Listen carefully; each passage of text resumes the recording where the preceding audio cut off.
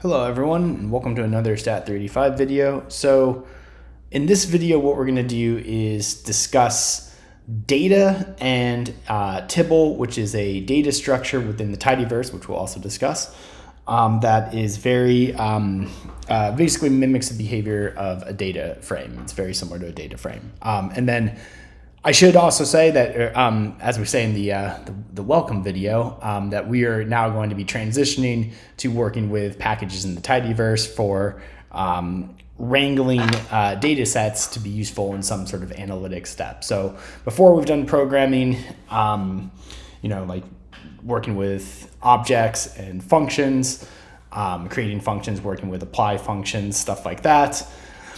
And now we're going to be talking about programming in a data analysis context, even though in this class, we're going to restrict ourselves to programming rather than actually doing data analysis. And then hopefully the other statistics classes you take will focus on data analysis. Okay, so this is a slide deck that I've borrowed from David Dalpiaz. So thank you, David.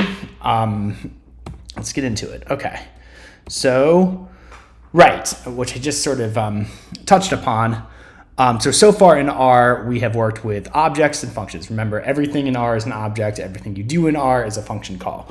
So we've discussed atomic vectors, lists, data frames, functions, mostly the first three when we talk about objects, but a function technically is an object.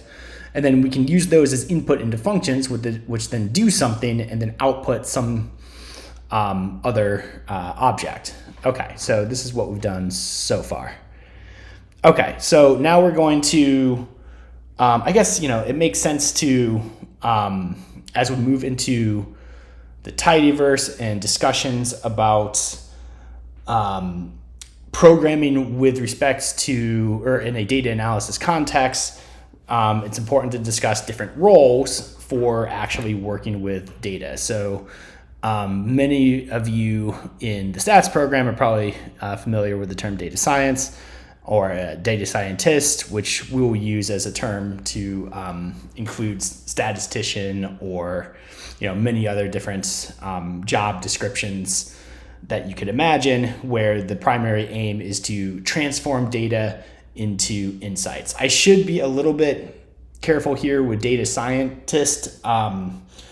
Data science itself as like a separate or different discipline than statistics may not necessarily consider the broad level of or the broad form of transforming data into insights, but nonetheless, I think it is fairly reasonable, definitely in the world of industry, that this title is appropriate for that idea. Okay, transforming data into insights. And then you have, on the other hand, a data engineer, which is transforming data into data, which of course seems very strange at first glance, but the idea with that is that you may have some sort of process which is collecting some, like actually collecting measured data in some sort of raw, not useful form. And a data engineer would then, transform that into data that would be useful for a data scientist. And also data engineers are interested in how data is stored, what is the best way to store data, what is the best way to access data, that kind of stuff as well. So these are distinct roles, and I'm going to emphasize them here because as we move throughout the rest of the semester, we'll sort of live between both of these worlds. However, we won't necessarily focus on data analysis, but rather like how to develop a set of tools that could be useful for data analysis would be the way to think of it. Okay, so first of all, what is data? I'll just, oh, wait, did I skip? Okay, actually, nope, I went too far. So what is data? So you can pause the video, read these definitions. I don't think these definitions are necessarily complete. So, if we have the Merriam-Webster factual information used as a basis for reasoning, discussion, or calculation. Okay. I think that it makes sense to talk about data in the negative, like what isn't data. And what I like to say is data is anything that cannot, or if it can't be measured, then it isn't data. And I think that I don't want to get too far in the weeds on this, because this is actually a description that I think is also useful for statistical research to keep in mind. So it's actually a fairly broad definition that actually would hold in a lot of different contexts. So in short, data is, or if it can't be measured, then it isn't data, would be a way to think about it. And if it can be measured and can be tabulated and stored, then it is data. Yeah, I really want to go down this rabbit hole, but it's not really, it's beyond the scope of this course, as we often like to say. Okay, so in particular, we will be working with tabular data.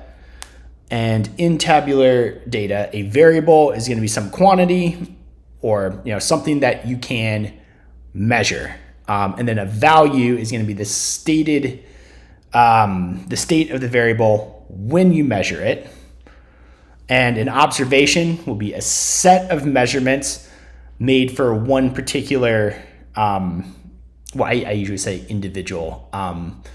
And when I say individual, I could mean like an actual physical subject or just some time point. And then tabular data is going to be a set of values, each associated with a variable and an observation.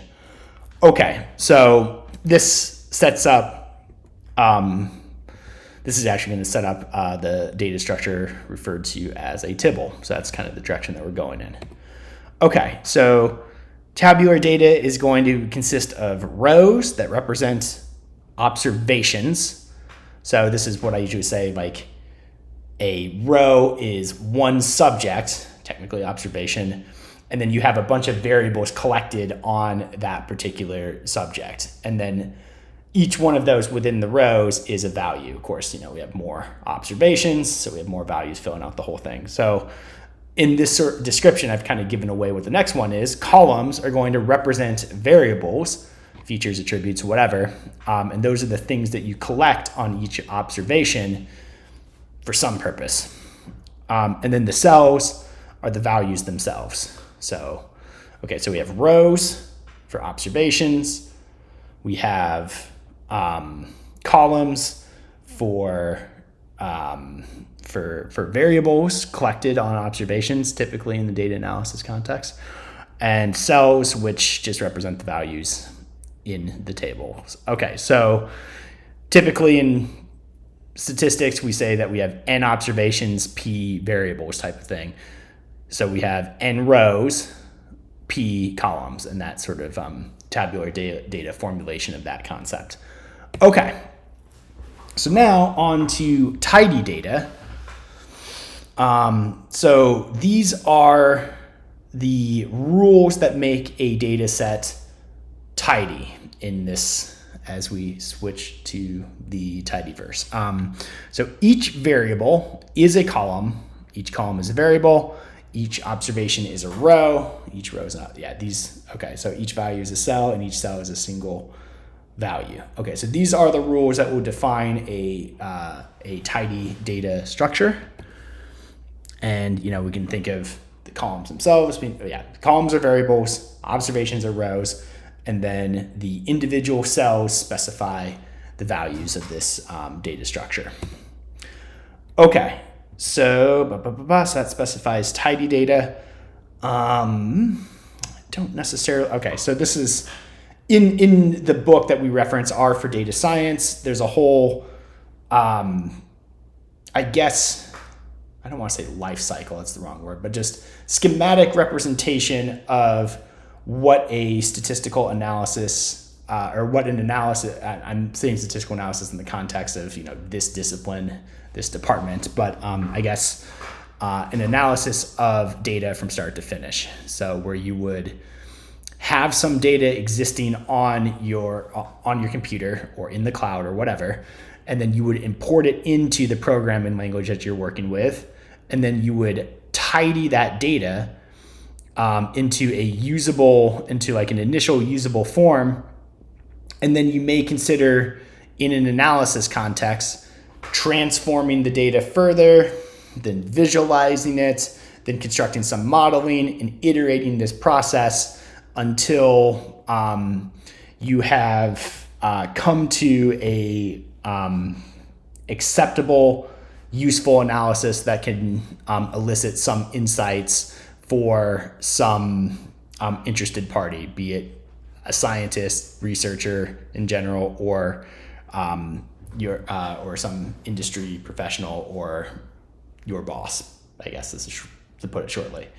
And that's the communication step. Okay, so we're not going to be in this class working in the loop here, the transform, visualize, model, or the communicate, but we need to develop the tools to make those things possible. That's a big part of statistical programming, and that is what we are shifting to within discussing programming in the context of data analysis.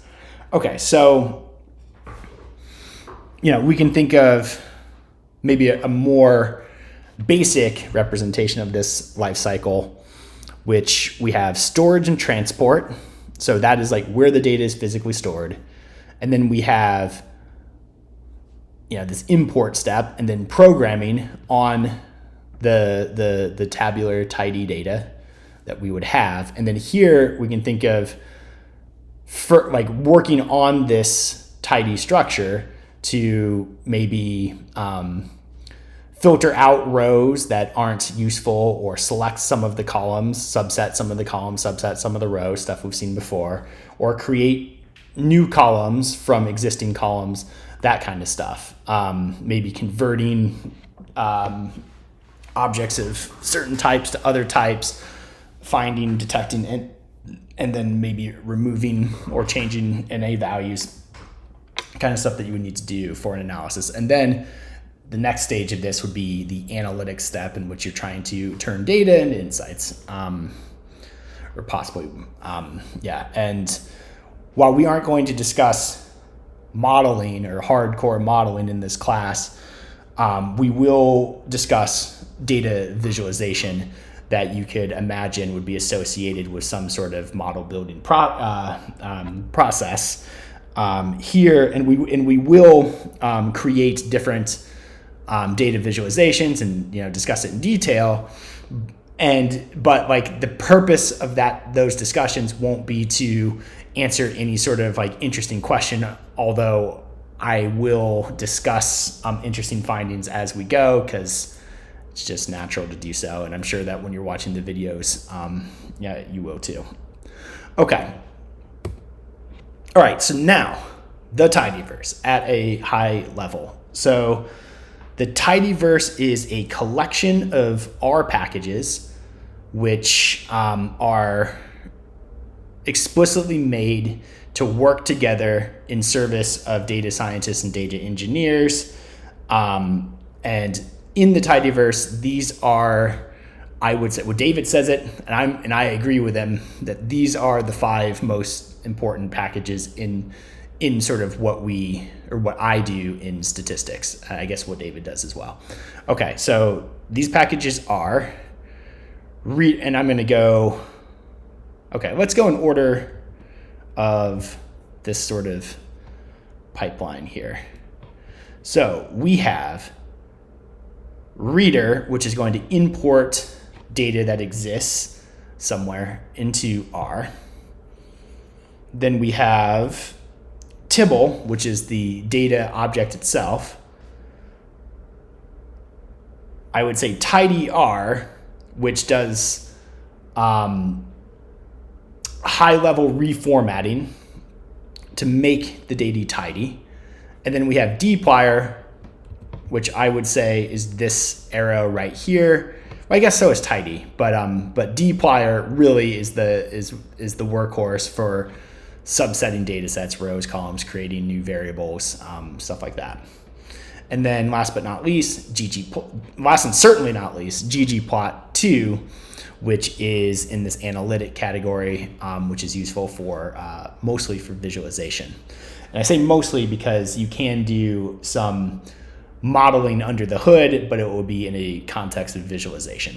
Okay, which we'll sort of talk about a little bit in the video on ggplot.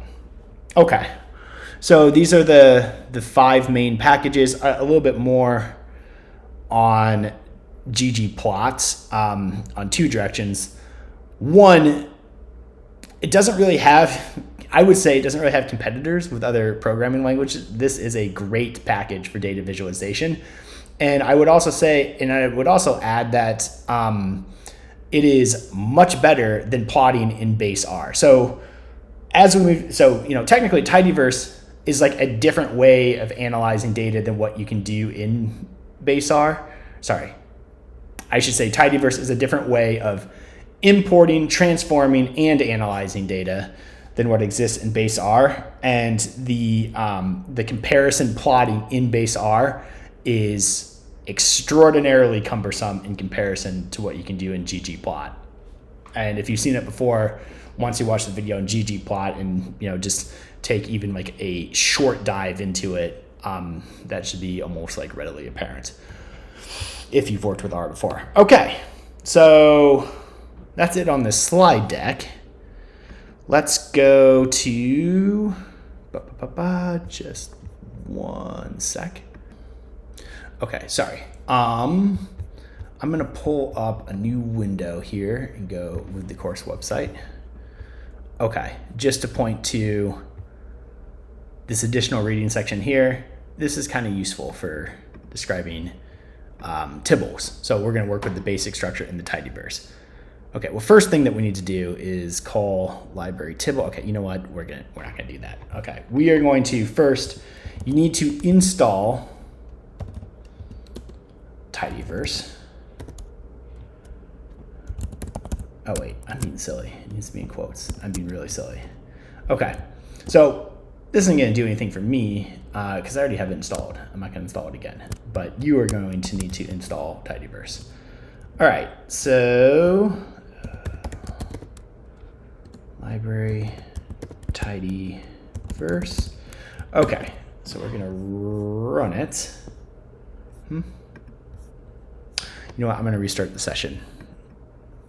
Okay, now I'm going to load tidyverse because I wanted to, okay, yep, I wanted to show all this. Okay, is my head covering anything up? No, it isn't. Okay, I'm just gonna move it just, okay. Anyways, so attaching, so you get this, so remember print statements, or, you know, sort of the S3 system in R. This is under the hood. When you call the library function, in this case, there's a specific print output for when you call library tidyverse, and it just tells you that it's attaching the core tidyverse packages to your R session. So yeah, actually so that's great that you're prompted to do this, or that it prompts this. And then it talks about conflicts, and these are not error messages. What it's doing is the tidyverse contains a bunch of functions, and some of which may exist in packages that you have installed or loaded into R. It just tells you about that. And what conflicts mean is that there's 2 functions in different packages that have the same name.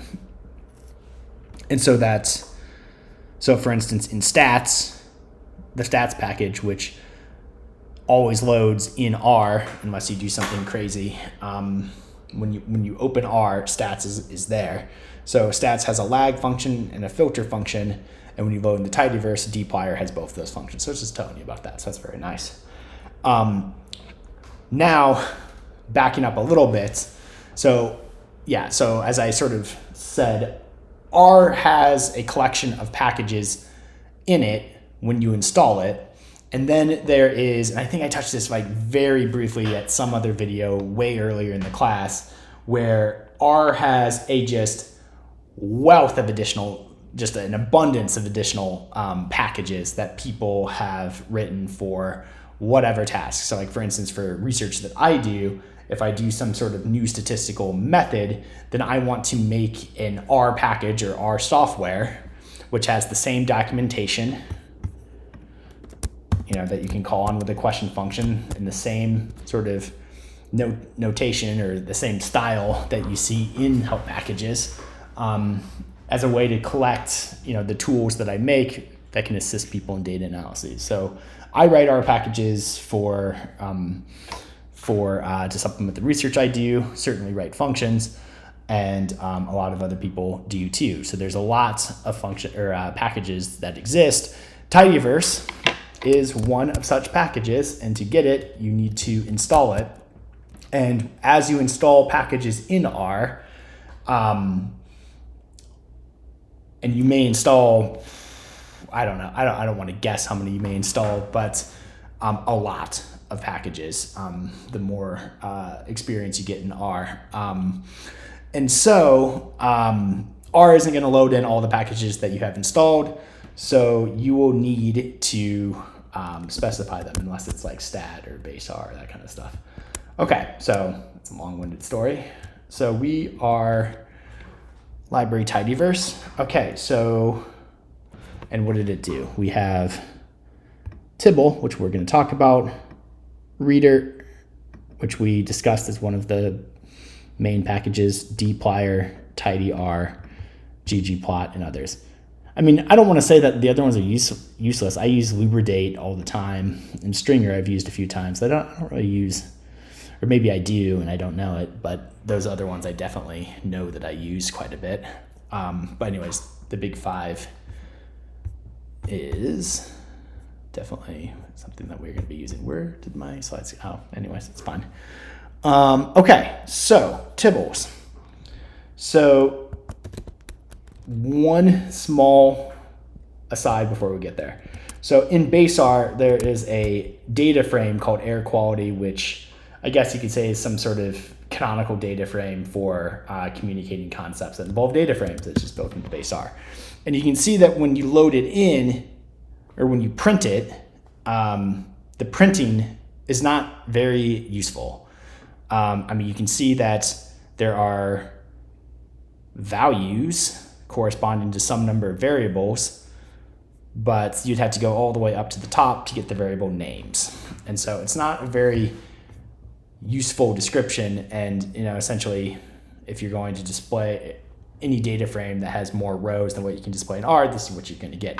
And if it has more columns than what you would can actually view in the window, then it's going to do something crazy where it's going to go here. It displayed 153 rows. It's going to display 153 rows for that initial set of columns that can fit on your screen, and then 153 rows for the next group of columns, and you have to do all kinds of crazy scrolling. So not an easy presentation, but now, just like air quality is a canonical data set for communicating concepts about data frames that exists in base R, there is a, I guess, more fun one in dplyr called Star Wars. And you can see that this is initially looks like a data frame, but it's a Tibble. It says it's a Tibble.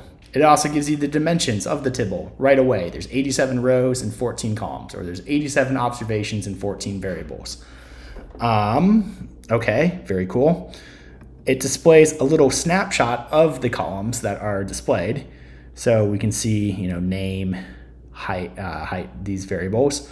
But it also shows some information about the type of the variables right under the variable name. So character, integer, double, character. Cool. Okay. And then it says 10 rows, which you can see. It highlights NA values to alert you that, hey, there's values that are missing. This is all very cool. Tells you that there's 77 more rows and 6 more variables, and it gives you information about those variables. And then you can, print more if you want. Okay, cool. All right, just a sec. Okay, so let's see here. So I can use Glim, Star Wars, and oh wait, what am I doing here? No, I don't want to do that. Sorry. I want to, okay, first I can also display air quality, the data frame,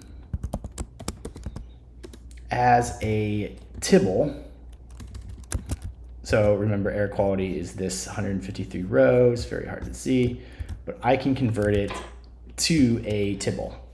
So I guess at a high level, you can think that a Tibble is a data frame that has a specific additional structure to it, which is now being leveraged in order to print out or display information to you in a much more convenient way than what data frame in base R actually does. And stepping back from that high level, getting more specific, we can actually see that although air quality is a data frame, that's what its class is, a Tibble is also a data frame, but has these other additional classes which are actually doing the task of what I just said, which allows it to be printed in a way that's more readily interpretable, I guess, has more information about it. Okay, so how can we, instead of working with the stock Tibble or converting some data frame that exists into a Tibble, how could we just make a Tibble straight from scratch? Okay, so we can do the exact same thing that you would do in base R with data frame and just specify variables directly. So remember, okay, so we're doing a tidy data structure. We have variables, we have observations, and we have individual cells. So I'm specifying the variables, and it's going to have a consistent number of observations for the variables. And I may leverage recycling. So if I want to do the integers from 1 to 10, and I want to do hello, we can see that this is going to display as a Tibble. And hello exhibits some, in order to create it, there's some recycling going on. Okay, so now if I want to do something like this, it's going to complain. So the tidyverse Tibble and the tidyverse can be rather finicky and complain about a lot of things. So this one is not going to allow you to do recycling for any object with length greater than 1. So we actually can get around this in a number of ways. One way is to realize that that's going to happen and specify a rep function. So there's 2, this is a length 2 vector. I'm going to repeat it 5 times. Okay, and that gets the recycling that I would want. Another, and this is, I don't know, maybe this is a poor form hack, but I'm going to just do it. Data.frame, and then as Tibble, and that's just the same thing. So I could just leverage the type of recycling that exists in R and then just convert the thing to a Tibble to get the nice presentation. Okay, so so if I were to do the data frame itself, this is obviously going to be class data frame,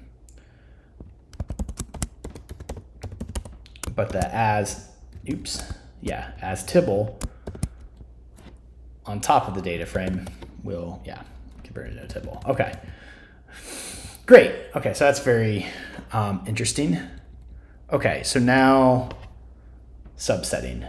Let's do, to make it a little bit easier to type, we'll call data frame. We want to highlight the differences between data frames and Tibble. So we'll take our air quality data frame, call it data frame, and then we will do Tibble as Tibble air quality. Okay. So now let's look at the first 5 rows of each of these objects. Okay, So we've seen this before. This is just basic subsetting. Here, you get a very similar form of subsetting. A subset of a tibble is still a tibble when we subset the rows. When we subset the columns, things differ slightly between data frames and tibbles. Okay, so normally the one, as we've seen before, the single square bracket is type preserving, except when we did this row column subsetting inside of a data frame. Here we get this, I think it's, type, an integer vector rather than a list. Okay, so however, in the tidyverse, the tibble, if we look at the column, we get something that still has that's still a tibble.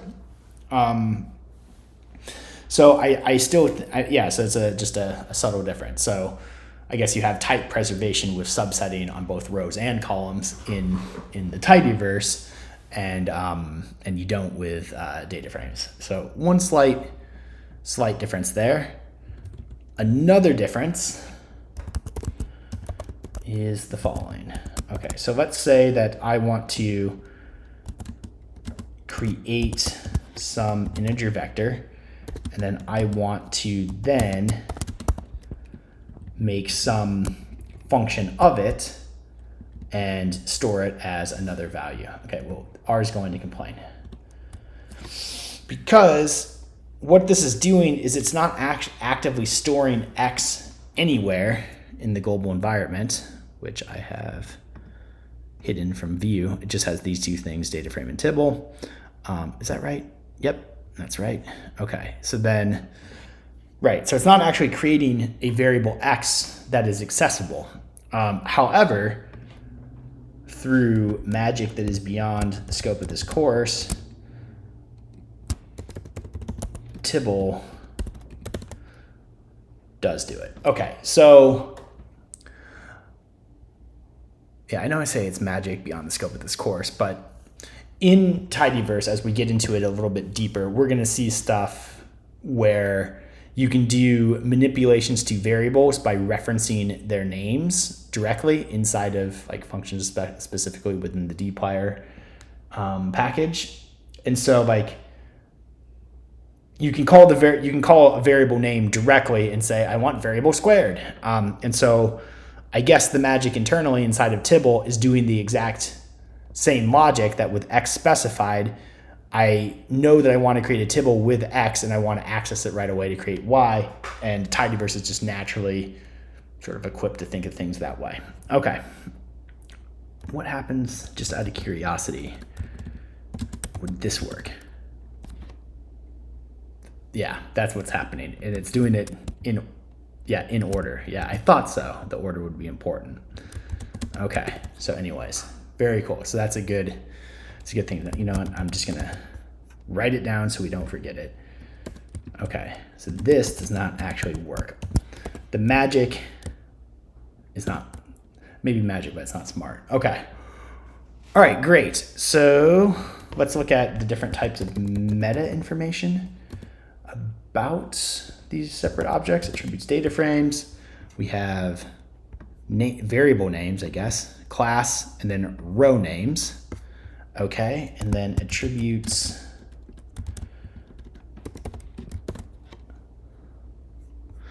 So very similar. I guess the order of these things are different. Row names is the same.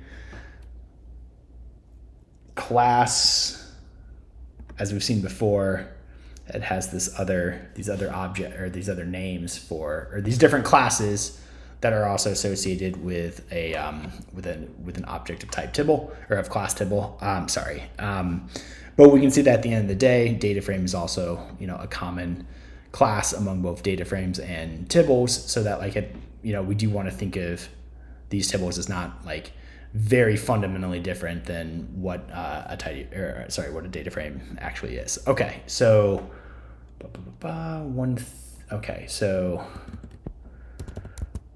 one difference here. Okay, so row names, as we saw, they're going to be exactly the same. I can't, what's the way to, how would I do,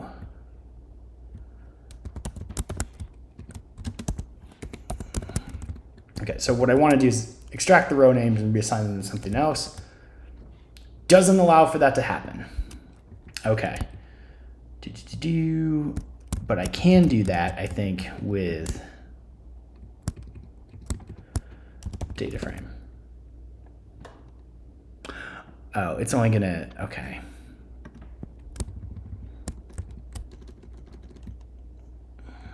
Instead of doing that, because it's complaining that I'm just using A 153 times, which makes sense. Let's do 153, set equals this. Okay, so I did just change the row names. Now, yeah, let's just look at the attributes again. Yeah, so here's the new row names. Okay, so Tibble doesn't let you mess with the row names. And what I think the reason for that is that Tibble is not a package that exists in isolation of, or that is meant to exist in isolation of other packages. The whole, I guess, let me pull up, let me go back. Normally I work directly from the command line, but let me pull up these slides again. Okay, yes, perfect. Yeah, so these 5 packages are meant to like work, you know, in concert with each other. And of course the other tidyverse packages that, you know, tidyverse loads in as soon as you call the library into R. So I guess a main characteristic of these packages is that they are going to work expecting that the variable names of the object are just are consistent, which will make these packages work in concert with each other. Okay. All right. So another difference is I won't be able to do stuff. Well, wait a minute. Really?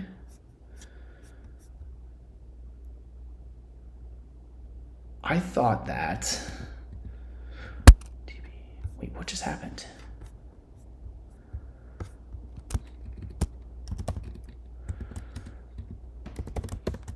Oh, I see. Did it not complain though? Let me go back to my document here.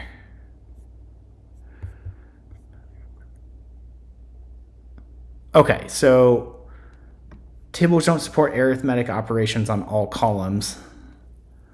The result is a slightly coerced data frame. Ah, okay. Yeah, okay. Sorry. No, that was...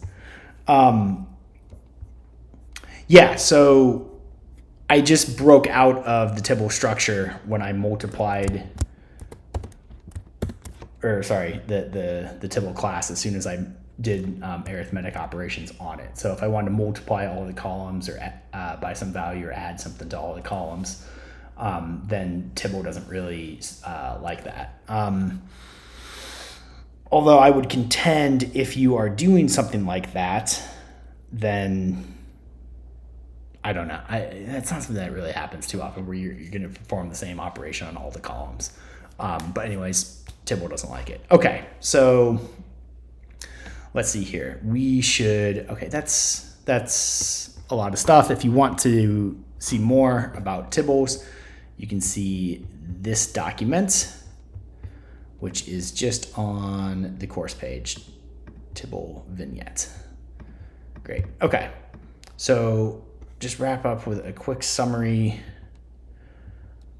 Okay, so, right, so as we are switching away from base R programming, or, talking about objects, functions, objects as outputs of functions, we are now going to shift into a more data analysis context, but in this class, we aren't going to actually emphasize any interesting data analysis, but rather develop the tools that are necessary for doing data analysis.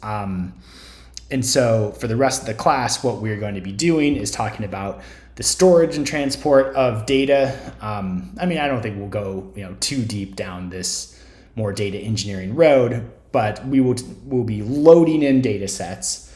We will be tidying them up and then transforming them in ways to make more useful data sets. And I know that even by saying the word useful, I'm invoking some sort of analysis where I'm trying to do something that is useful for somebody. But really what we need to do is learn the tools, because we want to have a wide range of tools that we're comfortable with, because many different people in many different contexts may be useful, may define useful very, very differently. And then, of course, we will discuss some parts of data analysis, although we won't be doing data analysis. We'll be discussing data visualization, for instance, and developing because ggplot is a massive package. And so we'll cover very, very soon after this, I think the next video, we will scratch the surface on some of the fundamentals of ggplot for visualization, but not necessarily in conjunction with some interesting data analysis, but we'll just show kind of what ggplot can do so that you can learn kind of the general layout and a structure for ggplot that can lead you down the road to produce interesting visualizations for an analysis when the time comes for such a thing. Okay, so that's a lot of stuff. I'm going to stop here. Thank you for watching the video and take care. All right, bye.